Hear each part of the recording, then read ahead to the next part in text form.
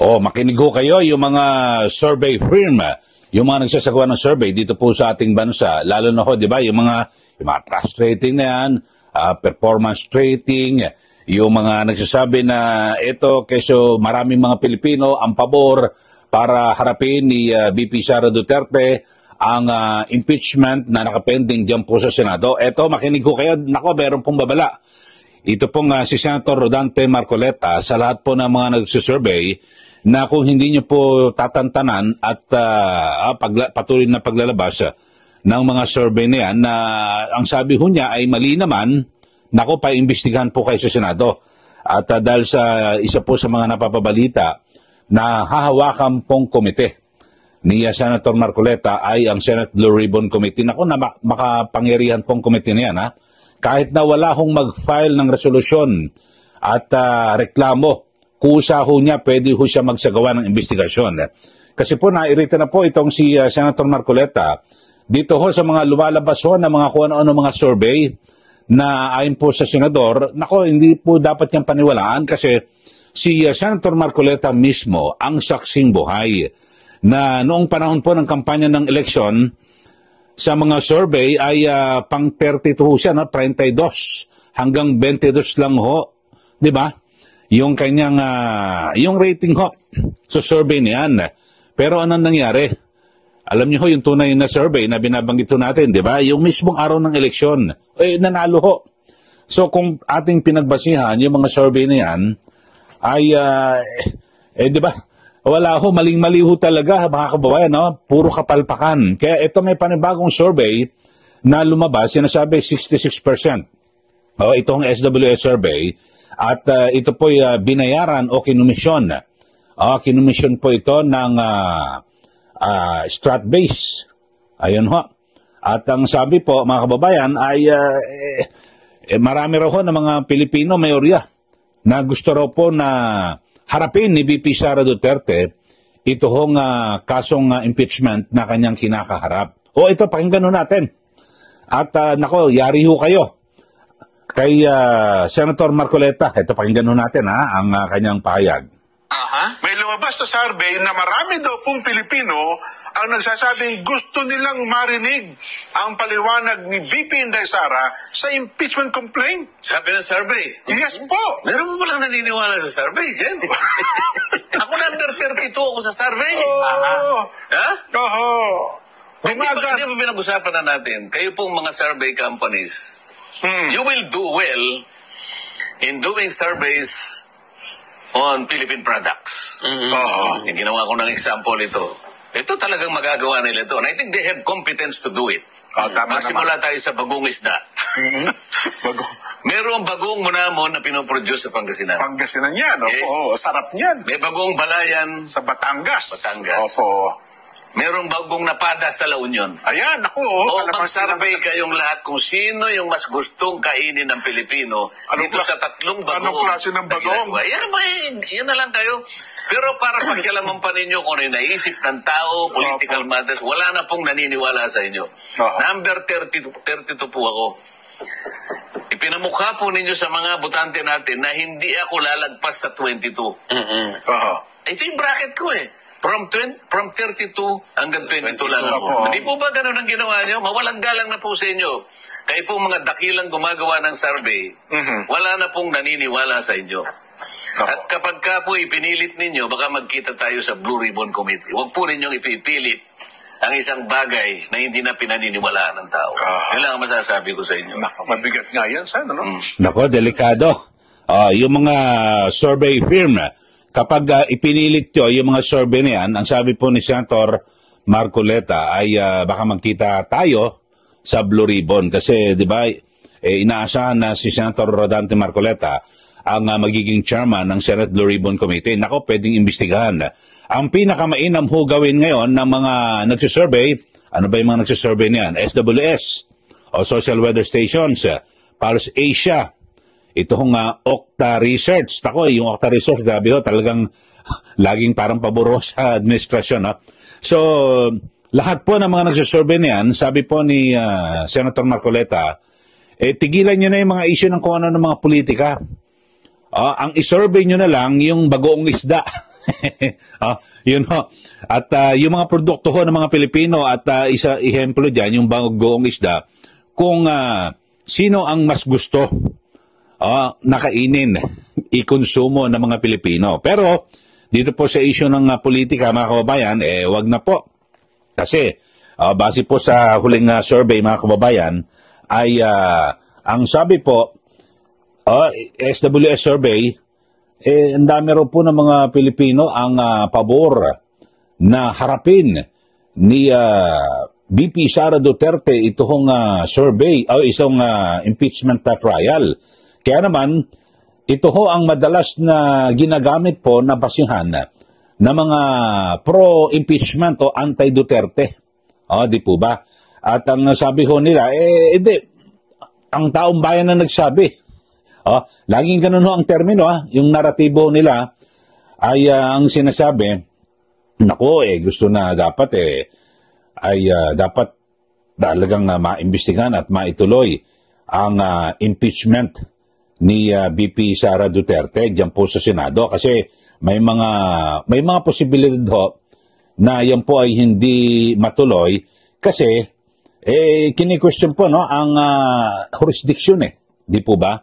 At ito ho, ito ang sinasabi ho, majority of Filipinos believe Sara Duterte should face impeachment court. Yan nakikita nyo ho. Sabi po yan ng survey.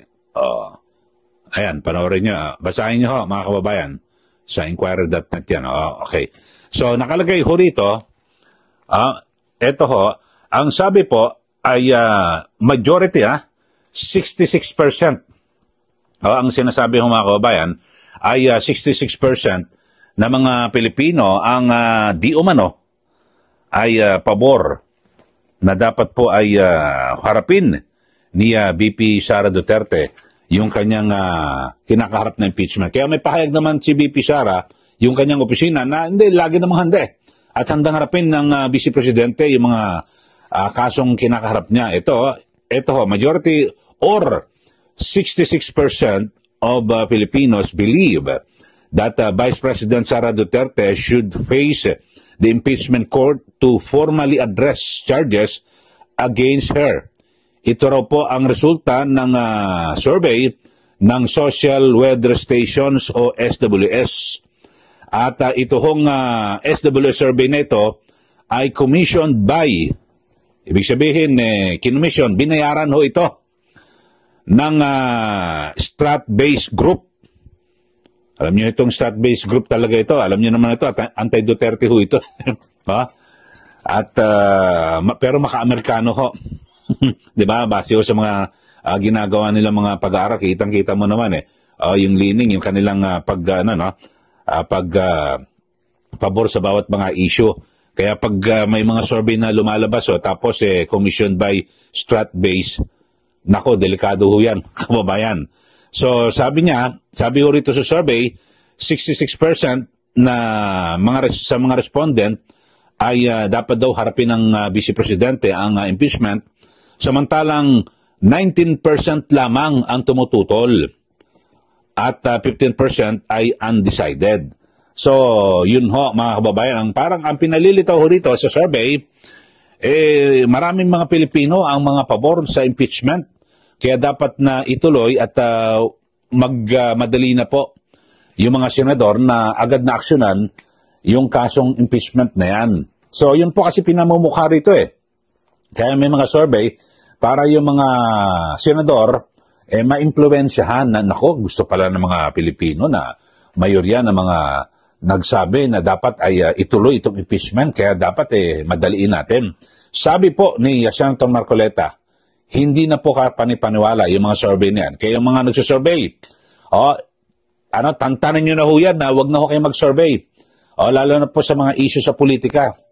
Mag-survey kayo, doon na lang ho sa bagugong isda. Yun ho. At kapag inyo pong pinilit, ito nagbabala po si Senator Marcoleta, kapag ipinilit nyo yung mga survey na yan, magkita-kita tayo sa Blue Ribbon. Ibig sabihin, kayo po ay paiimbestigahan ni Senator Marcoleta. Alam niyo ho, maganda ho siguro, panahon na para imbestigahan talaga ni Senator Marcoleta itong isyong ito. Kasi lahat ho na mga ipaliliwanag ho rito ng mga nagsurvey. Kasi alam nyo ho, yung mga nagsurvey, depende ho sa tanong eh. May mga leading question na parang pag tinanong ang isang tao, ang magiging sagot talagang sa gusto mong sa pinapaboran mong issue. Yung parang walang kawala ho ng mga sagot. Ganun ho ito eh. Kaya siguro maganda panahon na ho para tumino itong mga nagsasurvey. At pinakamainam mo siguro, wag na ho. Ipagbawal na yung mga survey na yan sa politika kasi yan po ang ginagawang laging armas ng ilan. Kasi alam ba kung sino nagpa-survey, siya nagbayad eh. Ito yung survey mo. So magagaling ho umanggulo yung mga nagsusurvey. Ito ang tanong natin dyan para kahit na yes or no ang isagot ng tao pabor sa atin. May mga ganong angulo ganyan eh. So pinakamainam mo talaga itigil lang ang survey na yun. Lalo na sa mga sa pagsasapit po ng bago dumating ang eleksyon. Kasi ho, talon-talo ho yung iba hindi makapagbayad para mag-komisyon ng survey. Ang mahal-mahal ng bayad po dyan, mga kababayan, di po ba? So pinakamainam, pabayaan mo, dahil sa tunay na survey naman ho, yung araw po ng eleksyon, yun ho, mga kababayan. At mas maganda po itong mga kalye survey eh. Kasi talagang direkta tinatanong eh. O sino iboboto mo sa 2028? Sumasagot direkta. Wala pakiyami-kiyami, hindi katulad ng mga survey firm niyan. Biglang lalabas na ko, ito 66%. O ito majority ng mga Pilipino. Mas maganda pa ho yung kalye survey eh. O di po ba? Kasi kita nyo naman may video eh.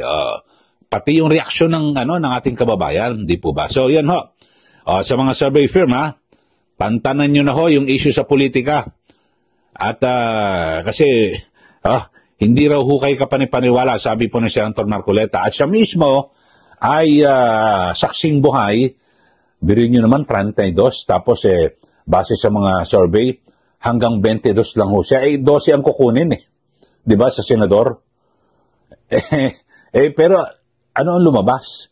Alam nyo, bukod ho kay Senator Marcoleta, kung inyo pong matatandaan sa mga survey, si Senator Kiko Pangilinan, hindi ho pumapasok sa Magic 12 eh. Si Senator Bam Aquino, hindi rin pumapasok sa Magic 12. Yang tatlo na yan, Senator Marcoleta, Senator Bam Aquino, Senator Kiko Pangilinan, yung tatlo na yan, hindi sila pumapasok sa Magic 12. So, ibig sabihin, kung ikaw ay isang tao o botante na naniwala sa survey, nako, alam nyo naman ho, yung mga Pilipino, hindi naman lahat. Pero karamihan po sa mga Pilipinong botante, nako, talo la, sayang ang boto ko. Ganun ho, ako, narinig ko mismo. Nako, hindi ko iboboto yan, hindi pala malakas yan. Sayang lang ang boto ko. Kasi ang mga Pilipino, parang gusto ho nila na pag ibinoto nila, panalo. Pero kahit nanalo yun, baka hindi ko kayo makalapit doon sa kanyang opisina, di po ba? So, yun lang ho, mga kababayan. So, mag-ingat po kayo yung mga nagsusurvey. Pero ako, Senator Marcoleta, pakiusap ko po, na sana ho, imbestigahin niyo po itong nagsusurvey na ito. At pati yung nagkukomisyon, ano ba, itong strat-base, itanong nyo, ano ang kanilang layunin sa pagkomisyon na yan? Gumagastaw sila ng pera dyan eh. Ano ang inyong layunin? Bakit kayo nagpapasurvey? Para ikondisyon ang isipan ng tao sa ganitong issue. So mas maganda po sana ganon. Senator Marcoleta, imbestigahan niyo po yan. At pagpasok po ng regular session, July 28 po SONA, tapos 29, siguro pwede na ho kayo mag-hearing. Maganda po para mabigyan na po, matuldukan na ho itong mga ginagawang kabalbalan ng mga nagsusurvey na ito. Ako, bayan lahat po ipatawag. Tapos alam nyo, may siyensya ho dyan eh. Talaga naman totoo. May science ho sa pagsusurvey. Pero alam na rin naman natin, mga kababayan, kung sino ang nagkomisyon at kung ano ang gusto makuha, pwede ho eh. Kung batas nga ho, napapaikutan eh.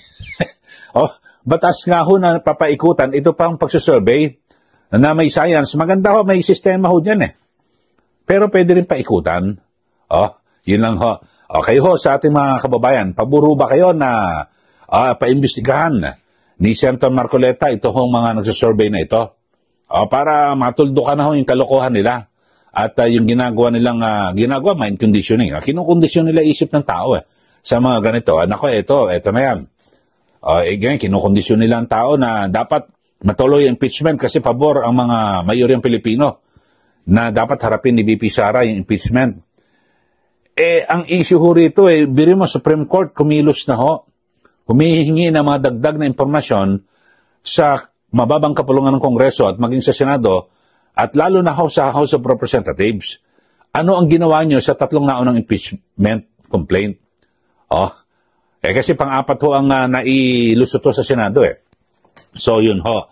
So, pinakamainam ho na gawin, kayo ho, ako ho, mga kababayan, dapat na itigil yung mga survey, aking pananaw, At kanya-kanyang survey na lang tayo, Kalye survey.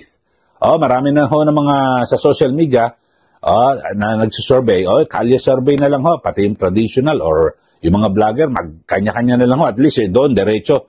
Pag tinanong mo, makikita mo pati reaksyon ng mukha. Di ba?